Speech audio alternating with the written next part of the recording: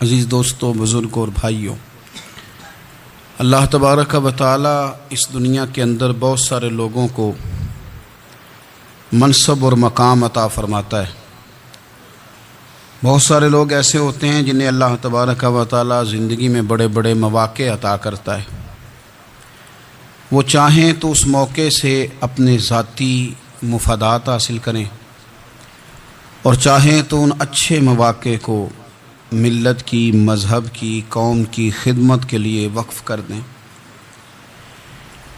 کچھ لوگ ایسے ہوتے ہیں کہ جو کسی مقصد کے حصول کی طرف سفر تو کر رہے ہوتے ہیں، لیکن اس کے پیچھے زیادہ تر ان کے ذاتی مفادات کار فرما ہوتے ہیں،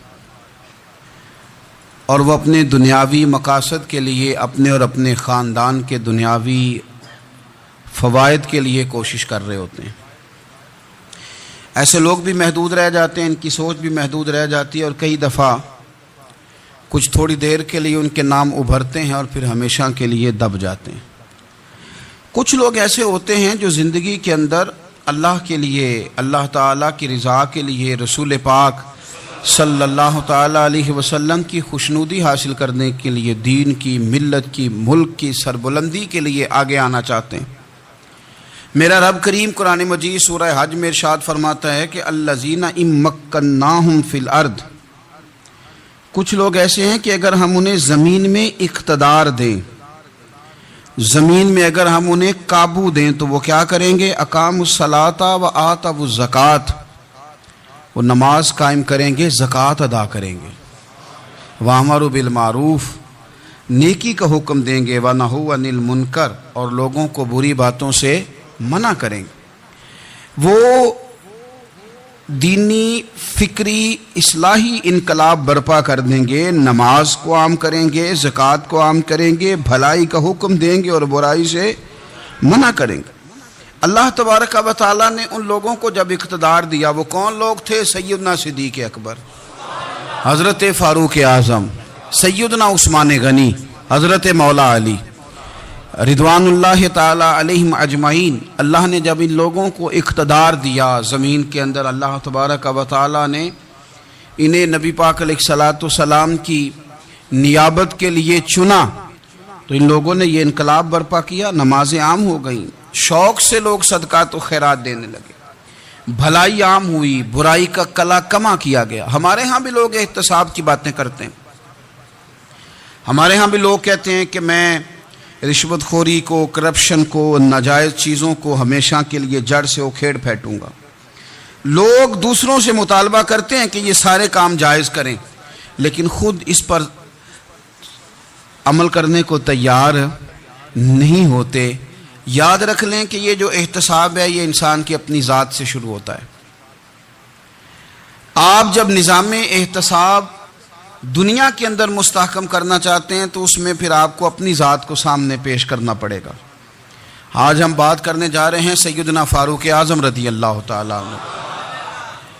تو جناب عمر فاروق رضی اللہ تعالیٰ عنہ کا جو نظام احتساب ہے، انہوں نے اس کو گھر سے شروع کیا تھا، اپنے آپ سے اس کا آغاز فرمایا تھا۔ ہمارے ہاں یہ ہوتا ہے کہ جس بندے کے اکاؤنٹ میں اچھے خاصے پیسے ہیں، وہ بل جمع کرانے جائے تو اسے لائن میں نہیں لگنا پڑتا، مینیجر صاحب اسے آگے بلا لیتے، تو وہ بعد میں کیا کہہ رہا ہوتا ہے؟ کہتا دیکھو اللہ نے کتنی عزت دی ہے، مجھے لائن میں نہیں لگنا پڑا۔ بھائی لائن میں لگنا تو آپ کا یہ تھا کہ آپ سمجھتے کہ سارے مسلمان ہیں، مومنین ہیں، برابر ہیں، تو میں کسی کو تکلیف میں مبتلا نہ کروں۔ جب آپ آگے چلے گئے تھے تو آپ نے بہت سارے لوگوں کا حق مارا تھا، وہ لائن میں جو لگے ہوئے تھے ان کا وقت لمبا ہو گیا تھا۔ آپ نے تو اپنے آپ کو احتساب کے لیے پیش ہی نہیں کیا، بلکہ آپ نے کہہ دیا کہ جناب میرا تو رتبہ اعلیٰ ہے، لہذا یہ میرا حق بنتا تھا، مجھے تو استحکام ملنا چاہیے تھا۔ یہاں بہت سارے لوگوں نے اپنے حق میں چیزوں کو اور رنگ میں پیش کیا۔ سیدنا فاروق اعظم رضی اللہ تعالیٰ عنہ نے اس نظام احتساب کو اپنے گھر سے شروع فرمایا۔ حضرت عمر فاروق رضی اللہ تعالیٰ عنہ اپنے بچوں سے فرمایا کرتے تھے کہ جب میں حکم لوگوں کو کروں گا نا، اپنی رعایا کو، مسلمانوں کو میں کوئی حکم دوں گا تو تمہیں پہلے اس پر عمل کرنا پڑے گا۔ آپ فرمایا کرتے تھے یاد رکھنا لوگ تمہیں اس طرح دیکھیں گے، لوگ اس طرح تمہیں دیکھیں گے جس طرح گوشت کھانے والا پرندہ گوشت کو دیکھا کرتا ہے. چیل گوشت کھاتی ہے تو کیا کبھی اس کو پیغام بھیجنا پڑا ہے کہ تو آجا یہاں گائے مر گئی ہے, بھینس مر گئی ہے؟ خود بخود اس کی نظر ہوتی ہے, وہ پہنچ جاتی ہے. جناب عمر فرمانے لگے میرے گھر والوں, میرے بیٹوں, میری بیٹیوں, میری اہلیہ, لوگ تمہیں اس طرح دیکھیں گے جس طرح گوشت کھانے والے پرندے دیکھتے ہیں. لہذا میں جب کسی کو عمل کروں تو پہلے تمہیں اس پر عمل کرنا پڑے گا جب میں کسی کو حکم دوں. آپ فرمانے لگے یاد رکھنا اگر تم نے میرا حکم نہ مانا تو غیروں نے حکم نہ مانا تو انہیں ایک سزا ملے گی, اور اگر میرے گھر والوں نے نہ مانا تو ڈبل سزا ملے گی. تم پر ڈبل سختی کی جائے گی کہ تم نے میری بات کیوں نہیں مانی. یہ نظام احتساب ہے. ہم نہ دوسروں کے بچوں کا گلا کاٹ کے اپنے بچوں کی خوشیاں لینا چاہتے ہیں. ہم چاہتے ہیں کہ دوسروں کے بچوں کے حصوں کا مال میرے گھر میں آ جائے. آ جاتا ہے. کچھ لوگوں کی سیاست چل جاتی ہے, کچھ لوگوں کا فریب اور فراڈ کام کر جاتا ہے, لیکن وہ گھر روشن نہیں ہوتے. ان گھروں میں پیسہ ہوتا ہے پر قرار رخصت ہو جاتا ہے. ان گھروں میں آسانیاں اور وسعتیں تو آ جاتی ہیں لیکن ایک دوسرے کا احترام ختم ہو جاتا ہے. سیدنا فاروق اعظم رضی اللہ تعالیٰ عنہ کا یہ طریقہ تھا کہ وہ اپنے بچوں پر سختی کرتے. آپ ہمارے ملک میں یہ نظام ہے, موجودہ حکمران ہو یا ان سے پچھلے, بچے سب کے ملک سے باہر رہتے ہیں. یہاں رہتے ہیں تو محلات میں, باہر جاتے ہیں تو بڑی بڑی آسائشوں میں. ان کے بچوں کے لیے قانون بھی الگ سے ہیں, قاعدے بھی الگ سے ہیں, اور ہمارے ملک کے اندر تو ایک باقاعدہ پروٹوکول کا سسٹم ہے. اس سسٹم سے گزر کر بڑے بڑے لوگ چلنا پسند کرتے ہیں. ہمارے زمانے میں بھی کچھ چیزیں سرکاری ہوتی ہیں خالص, لیکن عجیب نظام ہے نا, ہر چیز کا کرایہ بڑھ جاتا ہے, سرکاری دکان کا نہیں بڑھتا. باقی دکانیں 5-6 سال کے لیے ملتی ہیں, سرکاری دکان پہ آپ قبضہ کرنا چاہیں تو پورے 100 سال کے لیے مل جاتی ہے. چونکہ یہ عام عوام کی پراپرٹی ہے تو اس کے ساتھ جو مرضی کو سلوک کرے. ایک سرکاری چراگاہ تھی جس کے اندر جانور چرا کرتے تھے. ہمارے ہاں بھی پنجاب میں کچھ جگہ ہوتی ہیں تو ہم لوگ کہتے ہیں شام لاٹ ہے. سرکاری چراگاہ میں جانور چرا کرتے تھے. حضرت عمر فاروق رضی اللہ تعالیٰ عنہ کے صاحبزادے سیدنا عبداللہ ابن عمر رضی اللہ تعالیٰ عنہ نے بھی ایک اونٹ خرید لیا. تو سب لوگوں کے جانور سرکاری چراگاہ میں چرتے تھے, آپ نے بھی اپنا جانور وہاں چرنے کے لیے, کھانے پینے کے لیے چھوڑ دیا. وہ جب اونٹ آیا تو پتلا تھا, کچھ دنوں کے بعد وہ فربا ہو گیا, طاقتور ہو گیا, موٹا تازہ ہو گیا. حضرت سیدنا عبداللہ ابن عمر رضی اللہ تعالیٰ عنہ نے بیچا تو وہ ڈبل قیمت سے بھی زیادہ کا بکا, کیونکہ پہلے دبلا پتلا تھا, اب موٹا تازہ فربا ہو گیا. حضرت سیدنا فاروق اعظم رضی اللہ تعالیٰ عنہ کو پتہ چلا تو بلایا, فرمایا پتر اونٹ بیچ دیا ہے؟ ابا جی بیچ دیا ہے. فرمایا کتنے کا خریدا تھا؟ اتنے کا. بیچا کتنے کا؟ ڈبل قیمت بتائی. فرمایا اس طرح کر کے اصل رکھ لے اور جو اوپر ملی آپ مجھے دے دے. حضور آپ نے کیا کرنی ہے؟ فرمایا میں سرکاری خزانے میں جمع کروں گا. حضور کیوں؟ فرمایا اس لیے کہ تیرا اونٹ سرکاری جگہ پہ چرا کرتا تھا, وہ گھاس سرکاری جگہ سے کھاتا تھا. حضور سب کے کھاتے. حضرت عبداللہ ابن عمر کہنے لگے سب کے کھاتے ہیں. آپ فرمانے لگے تو سب میں شامل نہیں ہے, تو امیر المومنین کا بیٹا ہے, تجھے میں یہ حق نہیں دے سکتا, تیرے اوپر تھوڑی سختی زیادہ کی جائے گی, تجھے یہ حق نہیں ملے گا. تو اپنے اونٹ کو چونکہ سرکاری چراگاہ میں چرایا کرتا تھا, لہذا تجھے وہ جو اصل رقم یہاں جمع کرانی پڑے گی. ہمارے تو بچے پہلی بات تو یہ ہے کہ بات ہی نہیں سنتے. یہ سب کے بچوں کی بات کر رہا ہوں, وہ ٹیچر کے بچے ہوں, سیٹھ کے بچے ہوں, پیر کے بچے ہوں, امام صاحب کے بچے ہوں, کسی کے بچے ہوں, پہلے تو سنتے نہیں. اور اللہ خیر کرے اگر آپ کوئی سنانا چاہیں تو فوری طور پر وہ ہوم منسٹری کے پاس پہنچ جاتے ہیں, ان کی اماں ان کی وکیل بن جاتی, آپ کہہ ہی کچھ نہیں سکتے, حالات رخ بدل جاتے. اس کا نقصان یہ ہوتا ہے کہ ان کو تراشا نہیں جا سکتا, ان کو ہیرے نہیں بنایا جا سکتا, ان کے اوپر کچھ ایسی میل کچیل چڑھ جاتی ہے جو بڑی عجیب و غریب ہوتی. اور کچھ لوگ ایسے ہوتے ہیں جو خرابی کرنے میں بھی اپنا کردار ادا کرتے ہیں, خرابی کرنے میں, اور بڑے لوگوں سے منسلک ہونے کے لیے لوگ رستے تلاش کرتے ہیں. رستے, میں چونکہ چیزوں کا مطالعہ کرنے کا بڑا شوقین ہوں تو میں میری والدہ داخل تھیں کئی سال پہلے ہسپتال میں، تو مجھے اس ہسپتال میں کچھ دن رہنا پڑا. ایک پرائیویٹ ہاسپٹل تھا، تو اس میں انہوں نے جگہ جگہ لکھ کے لگایا تھا ملازمین کو بخشیش نہ دیں. ہم ان کو بڑی اچھی معقول تنخواہ دیتے ہیں، سیلری بڑی عمدہ ہے، تو لوگ بخشیش نہ دیں. میں نے جو مینجمنٹ کے لوگ تھے ہاسپٹل کی، ان میں سے ایک سے میں نے کہا کہ اگر کوئی بندہ اپنی خوشی سے دینا چاہے تو آپ نے بڑا موٹا لکھ کے لگایا برائے مہربانی ان کو بخشیش نہ دیں. اس نے بڑی قیمت، سادہ آدمی تھا پر میری بڑی اس نے مجھے بات بتائی، مجھے نفع ہوا.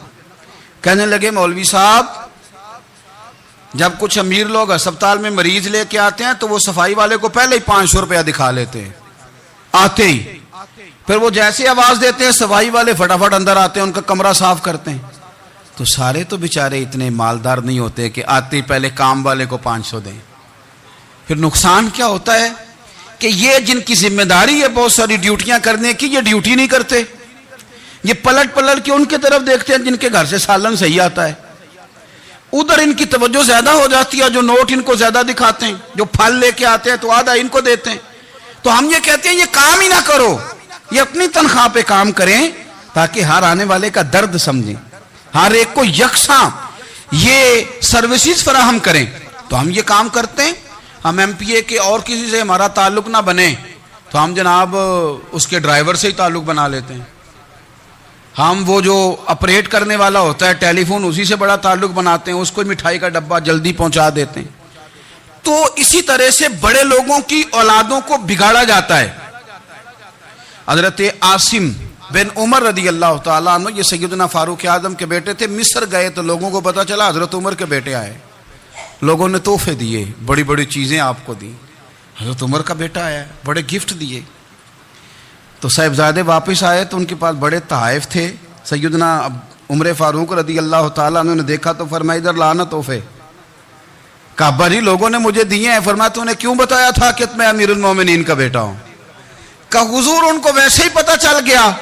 فرمانے لگے پتر یہ تحفے تمہیں اس لیے ملے ہیں کہ تم امیر کے بیٹے ہو، یہ تحفے تمہارا حق نہیں، چونکہ تمہیں اس کرسی کی وجہ سے ملے ہیں اور یہ کرسی مسلمانوں کی ہے، لہذا یہ حق بھی مسلمانوں کا ہی ہے. یہ لا سارے مال غنیمت میں جمع کیے جائیں.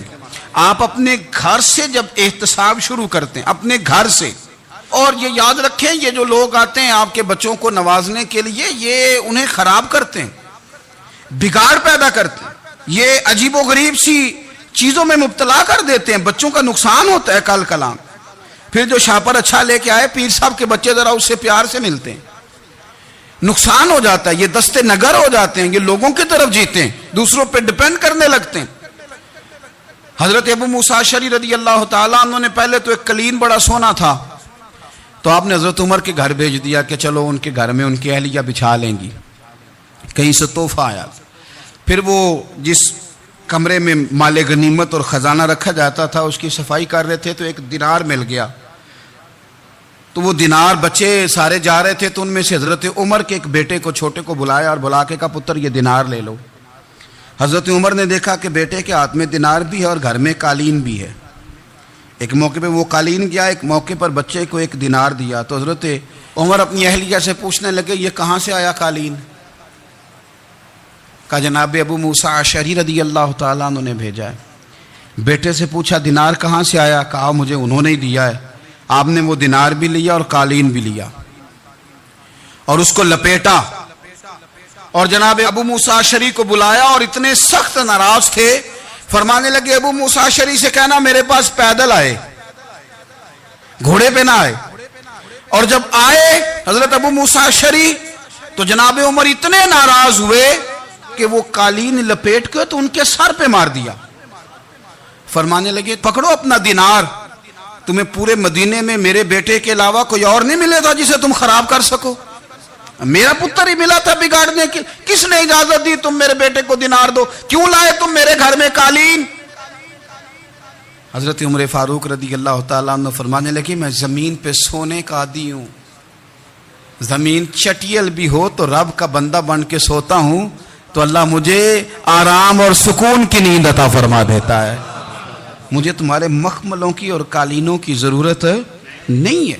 احتساب یہاں سے شروع ہوتا ہے بھائی. یہاں ہم نہ اپنے گھر میں بیٹھ کے مایوس باتیں کرتے ہیں، اور فلانے کے بچے کہاں پہنچ گئے، فلانے کے بعد بڑا پیسہ آ گیا، میں کچے مکان میں رہوں، میں یہ کروں، دیکھو مجھے نہیں سہولی۔ یہ تو آپ مایوسی والی باتیں کر رہے ہیں، یہ تو آپ کمزور باتیں کر رہے ہیں، یہ تو اس طرح کی باتیں تو ہارے ہوئے لوگ کرتے ہیں۔ اس طرح کا لب و لہجہ تو ان لوگوں کا ہوتا ہے جو احساس کمتری کا شکار ہوتے ہیں۔ یہ آپ نے کس طرح کا لب و لہجہ، اور اپنے بچوں کو آپ بھکاری بنا رہے ہیں تاکہ دوسروں کو دیکھیں تو مایوس ہو جائیں۔ اٹھ باندھ کمر کیوں ڈرتا ہے، پھر دیکھو خدا کیا کرتا ہے۔ آپ کا جو احساس ہے وہ اتنا خوبصورت ہو، آپ کے لہجے کے اندر اس قدر ٹھہراؤ ہو، آپ کو اطمینان آ چکا ہو، اور آپ کے بچے کبھی بھی کمپیریزن نہ کریں اپنا کسی کے ساتھ، کبھی بھی انہیں کرنے نہ دیں۔ آپ کبھی وہ کبھی یہ بات نہ کریں کہ فلانے زیادہ اچھا کھاتے پیتے ہیں تو ہم کدھر ہیں، کرنے نہ دیں انہیں بتائیں کہ بیٹا اپنی مٹی پہ چلنے کا سلیقہ سیکھو، سنگ مرمر پہ چلو گے تو پھسل جاؤ گے۔ ان کو بتائیں کہ جو تمہارے پاس ہے یہ خدا کا عطیہ ہے، اسی پر تم نے قناعت کرنی کبھی بھی۔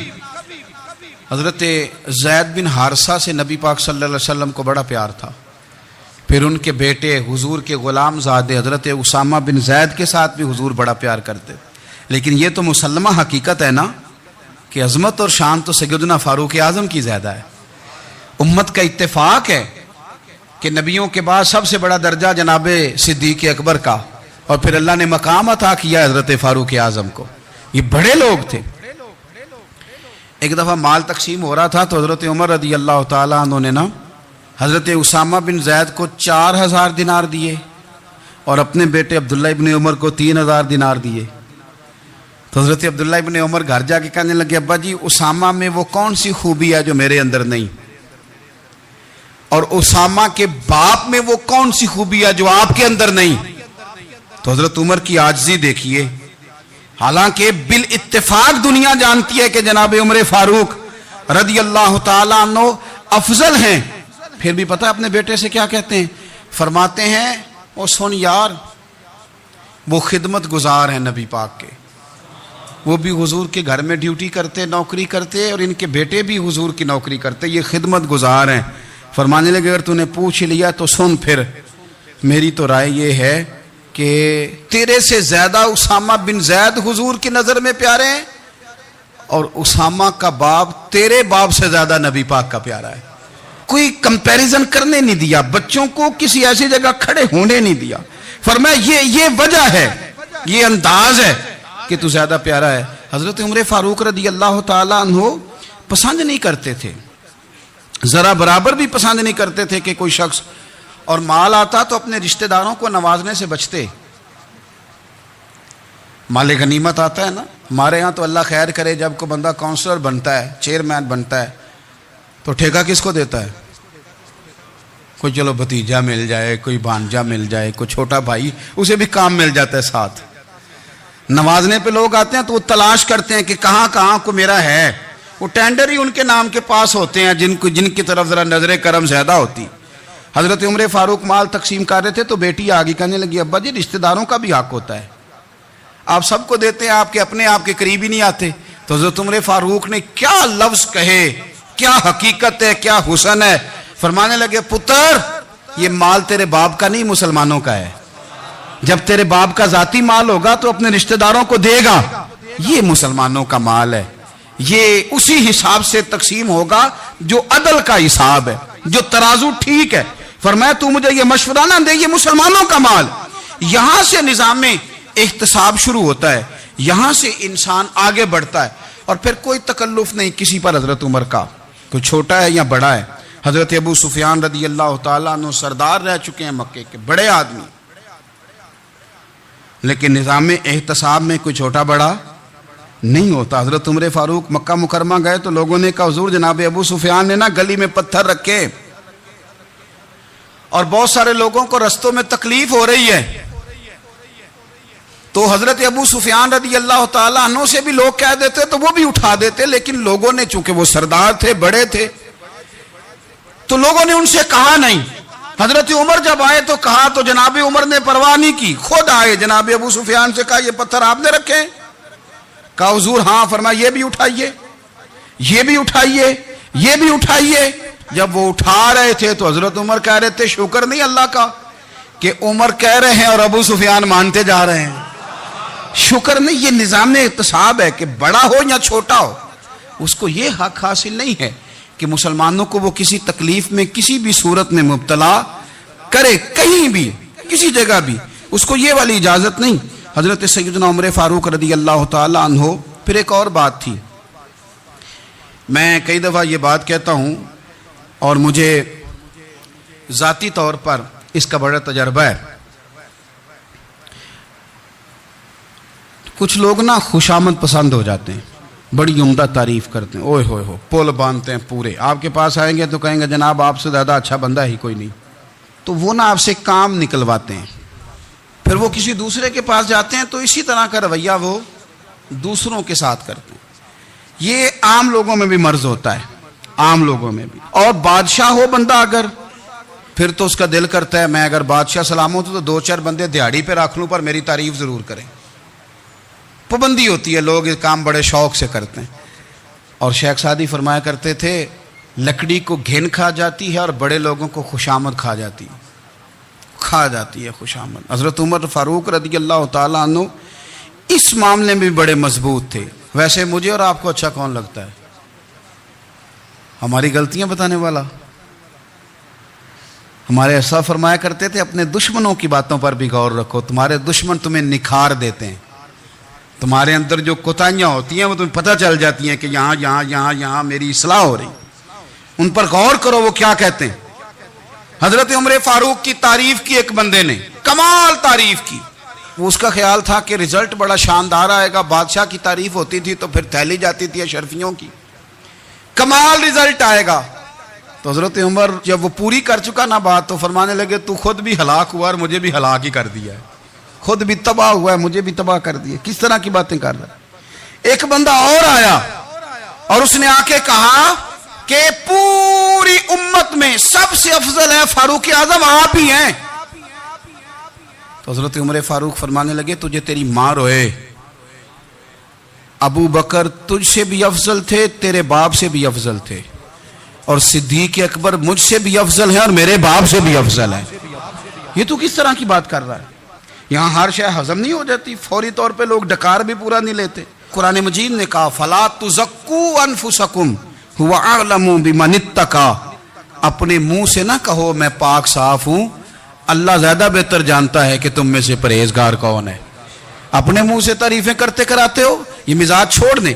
حضرت عمر رضی اللہ تعالیٰ عنہ پسند نہیں کرتے تھے. ایک آدمی نہ چلتا تھا وہاں تو بڑا متکبرانہ چال کے ساتھ چلتا. حضرت عمر نے دیکھا، یہاں تک احتساب فرماتے تھے، زمین پہ زور زور سے پیر پٹکتا، چال بڑی اس کی متکبرانہ، لوگ بڑے پریشان ہوتے. حضرت عمر نے ایک دن سمجھایا، باز نہیں آیا. اگلے دن پہ درہ نکال لیا، لگائے 4 درے. فرمایا آج کے بعد نہ چلنا اس طرح مدینے میں پیر پٹک پٹک کے. اس وقت تو اسے غصہ لگا، لیکن کچھ دیر کے بعد نا جب غصہ اترا تو حضرت عمر کے پاس آیا، کہنے لگا حضور اللہ آپ کا بھلا کرے، آپ نے درے نہیں مارے، آپ نے تو شیطان بھگا دیا جو میرے ساتھ چمٹا ہوا تھا. چمٹا ہوا شیطان آپ نے مجھ سے بھگا دیا ہے. یاد رکھیں مسند امام احمد بن حنبل میں حدیث ہے، اللہ کے پیارے رسول صلی اللہ علیہ وسلم فرماتے ہیں جو دنیا میں متکبرانہ چال کے ساتھ چلتا ہے نا، قیامت کے دن وہ اللہ سے اس حال میں ملے گا کہ رب اس سے ناراض ہوگا. متکبرانہ چال سے نہیں چلیں گے. تو حضرت فاروق اعظم رضی اللہ تعالیٰ عنہ کا یہ طریقہ تھا کہ آپ خیال کرتے. اور پتہ کس طرح کا آپ کا مزاج تھا؟ فرماتے تھے تقسیم کرو، دوسروں کا بھی خیال رکھو. جس طرح بندہ دیوانہ وار نہیں لوگوں کا خیال رکھتا کہ بندہ بگڑے کوئی نہ، دیوانہ وار.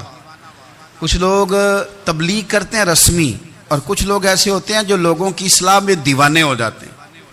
ان کی خواہش ہوتی ہے یہاں بھی بندہ ٹھیک ہو جائے، یہاں بھی بندہ ٹھیک ہو جائے، یہاں بھی بندہ ٹھیک ہو. کچھ لوگ کڑی نگرانی کرتے ہیں کہ انسان بگڑنے نہ پائے. حضرت عمر فاروق رضی اللہ تعالیٰ عنہ نا گوشت والی دکان کے پیچھے جا کے بیٹھ گئے کئی دنوں تک. وہ کہنے لگا حضور یہاں کیا ہے؟ فرمایا تو اپنا کام کرنا. گوشت والی دکان پہ بیٹھے، کام کر اپنا. نگرانی کرنے لگے حضرت عمر. پھر آپ نے نا وہ بندے پکڑ لیے. کون؟ جو 2 دن مسلسل گوشت خریدنے آئے. پکڑ کے کھڑا کر لیا، فرمایا تو کل بھی گوشت لینے آیا تھا؟ حضور ہاں۔ فرمایا آج پھر کھائے گا؟ حضور جی۔ تو آپ فرمانے لگے کیا تیرے محلے سے غربت ختم ہو گئی ہے؟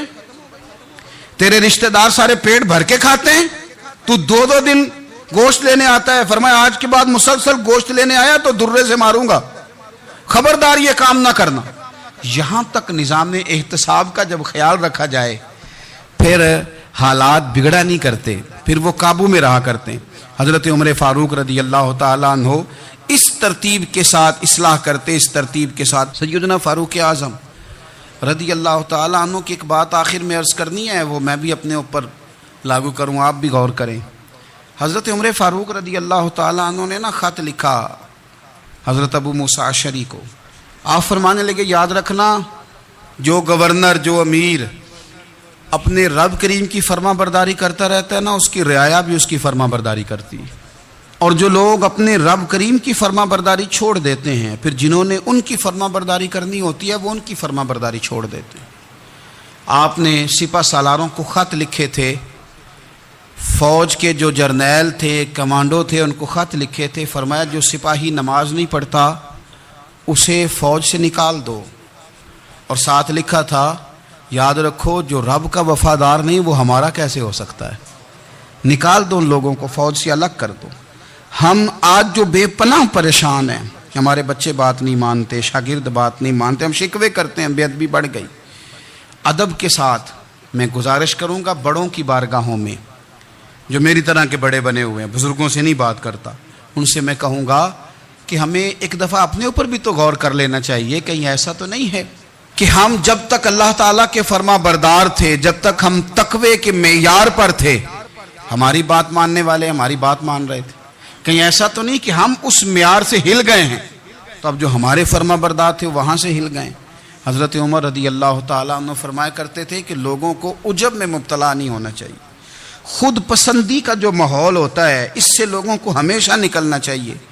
حضرت عمر کے ایک صاحبزادے نے کنگھی کر لی، اچھا لباس پہن لیا تو درہ مارا جناب عمر نے، تو آپ کی بیٹی کہنے لگی ابا جی یہ تو بالکل جائز ہے، اچھے کپڑے پہننا، اچھا لباس پہننا اور سر میں کنگھی کر لینا، اس پر درہ کیوں مار دیا؟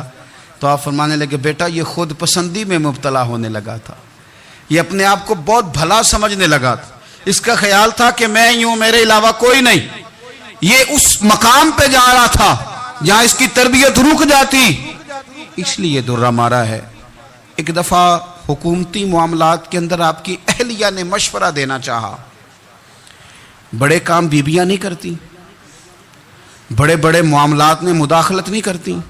ہمارے بر صغیر میں وہ بادشاہ نہیں گزرا کہ جو فیصلہ کرتا تھا تو کرسی پہ بیٹھ جاتا تھا اور پردے کے پیچھے اس کی بیوی بیٹھ جاتی تھی، اور جب وہ فیصلہ سنانے لگتا تو یوں گردن پیچھے کرتا اور اہلیہ جو کہتی وہ فیصلہ سنا دیتا۔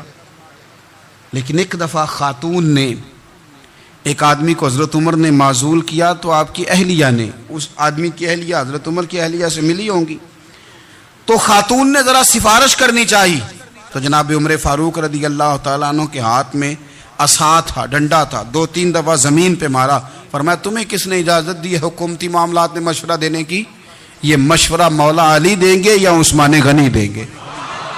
آپ کو کس نے اجازت دی؟ وہ حکومتی معاملات، وہ مسلمانوں کا اجتماعی معاملہ وہ مسلمان دیکھیں گے، آپ کو اس میں آنے کی اجازت نہیں ہے۔ جو آپ کی ذمہ داریاں ہیں، آپ کے حقوق ہیں، ان پر آپ بات کریں۔ تو بھائی نظام میں احتساب اپنی ذات سے شروع کریں۔ ہماری اولادیں، ہمارے بچے، وہ باہر سے انہوں نے زیادہ اثر نہیں لیا، ہم نے انہیں بتایا ہے کہ ہم بڑے غریب ہیں، ہم بڑے مجبور ہیں، ہم تو بڑے کمزور ہیں، ہماری تو سنتا کوئی نہیں، یہ تو امیروں کا ملک ہے، اس میں تو فلانے کو اہمیت حاصل ہے۔ ان باتوں نے ہمارے بچوں کو کمزور کیا ہے، ان باتوں نے ہمارے بچوں کے دلوں میں احساس کمزوری پیدا کیا ہے۔ آپ ان کو جینا سکھائیں، آپ ان لوگوں کو بتلائیں کہ رب کریم نے جو تمہارے لیے بہتر سمجھا وہ تمہیں اپنے فضل سے بڑا عطا فرمایا ہے۔ آپ ان کو ان کے مقام پر رہ کر خوددار اور قناعت پسند ہونا سکھائیں، آپ یقین کریں گھر امن والا بن جائے گا۔ بچے اگر بھنا ہوا گوشت کھا رہے ہوں اور پھر بھی لاڑی رہے ہوں کہ مسالہ میری مرضی کا نہیں، سٹائل میری مرضی کا نہیں، ٹیسٹ میری مرضی کا نہیں، یہ والا گوشت میں نے نہیں کھانا، یہ اس طرح کر کے بنا ہوتا تو پھر میں نے کھانا تھا۔ وہ زیادہ خوفناک صورتحال ہو جاتی ہے۔